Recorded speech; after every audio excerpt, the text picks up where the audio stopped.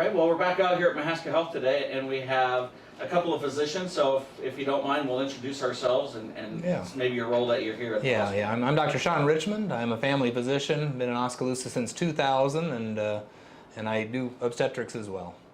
Yep, and my name is Jessica Tokel. I'm a nurse practitioner in family practice. I work both here in the Oskaloosa campus and the new Sharon Clinic.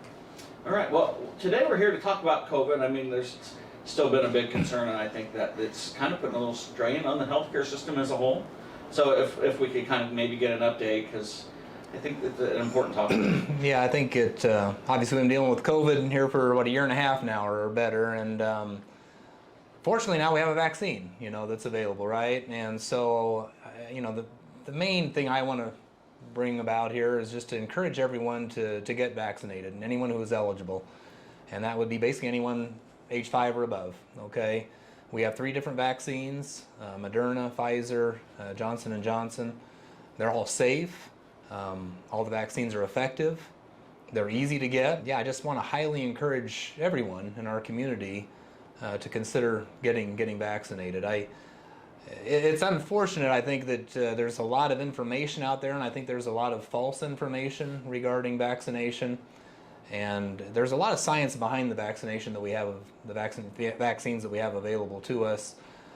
This science has been tested and proved, and it is safe, okay? And probably that's the biggest question that I get from my patients is just, I'm just nervous about it. I don't know. They rushed this out. They got it out too soon. And I understand that. But as a physician, I've overlooked the data. It is safe. I've recommended that all my children get it. I have one grandchild that's eligible to get it now. The benefits of getting vaccinated outweigh the risks, and certainly would not recommend that my own grandchild, get vaccinated if I didn't feel it was safe and effective. So. Well, and you have a nice position as a mother. Yes. And I believe you're also expecting? Yes. So when the COVID vaccine initially came out, I was actually nursing my child, and at that point it was kind of up to the provider and patient to discuss whether it was something the mother wanted or not. Since then, I have been vaccinated. I was actually vaccinated in my 2nd trimester of my 2nd pregnancy. All the evidence was telling me to get vaccinated. And actually, I just kind of wanted a sign on top of that. I prayed about it, and since then I saw a patient that had a poor outcome during pregnancy after experiencing COVID, not the vaccine, COVID. And I don't really believe in coincidences. I felt like that was something that God sent to me. So I ended up getting vaccinated, and I tolerated it well. My arm was very sore. I could barely lift it above my head the first day, but since then I've been fine. My baby's healthy, and I feel very confident in my decision to get vaccinated while pregnant. And I also tell my patients that I would never encourage them to get something that I wouldn't only get myself but also give my child. Well, I was going to say, here in Mahaska County, I think we have a lot of opportunity for our residents to get vaccinated. I think the transmission rate, if I'm speaking correctly, is pretty high for our county. So vaccine help out with those situations, maybe help out you guys as healthcare providers, and of course the community, every person that's here. Are you a little surprised at the low numbers right now, or? I am, and we have to tell our patients, of course this doesn't prevent you completely from getting COVID-19. We're aware of this. It's the same thing with influenza. However, it is going to decrease your chance of ending up on a ventilator or with poor adverse outcomes, so it might end up being a mild cold versus something more severe if you weren't vaccinated.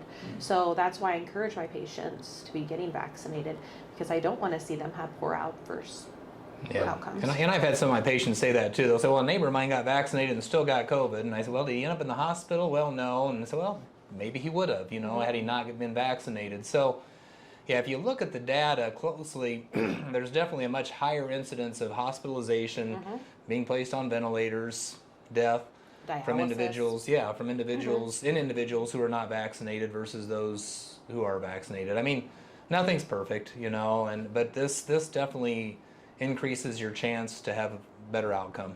Okay. and I was gonna say, so we've touched on the vaccination, but now we're getting booster shots for that Right. as well. Right. So I'd like to kind of cover who's eligible for that, maybe when. Yeah. And younger folks as well. So I wasn't 5 and older now are eligible for. Yep. Mm-hmm. So Pfizer vaccine is available for ages 5 to 18. After age 18, you can get any of the 3 we mentioned before. Okay. For ages 18 and above, a booster is recommended I think for the Moderna and Pfizer, if it's been 6 months since your second dose, and I think for the J&J, if it's been 2 months, right? It's either 2 or 3. 2 or 3, Yep. since your dose of J&J, since it's just a single dose, and that booster is recommended for anyone over age 18. Yep, and it's available to anybody at this point, Yes. correct? It's Yeah, not just exactly. high-risk individuals, it's anybody that has been vaccinated and is wanting their booster. That's exactly right. So I was gonna say, there's a lot of services for people here at the hospital that, they're maybe concerned, or maybe they've been exposed, or they just don't feel well. So I think like the walk-in clinics available, things Yes. like that are there. So let's kind of go through some of those options for people that, need medical attention and probably should, with COVID being one of those that can progress quickly, I wouldn't delay service. Yeah, If you have symptoms that could be consistent with COVID, and those can be symptoms as simple as cough, runny nose, common cold type symptoms, or more severe. We are recommending that you go either through our walk-in clinic, that'd probably be preferred, and if it's more severe symptoms, then the emergency room. So yes, if you have symptoms and you're concerned that you might have COVID, come to the walk-in clinic, call the walk-in clinic. I believe we have now an app where you can actually do it online, I believe, and you can get a time, a scheduled time to the walk-in. And if you're really having severe symptoms, shortness of breath, struggling, and then certainly go to the emergency room, chest pains, high fever, then probably need to go through the emergency room. Okay. So places that people can get good up-to-date information to stay, on top of COVID and all of that. CDC, of course, but do you have some others that you maybe recommend? Iowa Department of Public Health. There's also the ACOG for anybody that is expecting, the American College of OBGYNs. They do also keep everyone up to date as far as guidelines for pregnant people if experiencing COVID or questions about the vaccine as well. Those are the CDC though. Yeah, the CDC's great, to be honest with you. Good information, and So yes, if a patient comes in, let's just say they're in for a well visit, we are more than happy to get them the COVID vaccines that we have available to us that day. Otherwise, they can always visit the pharmacies.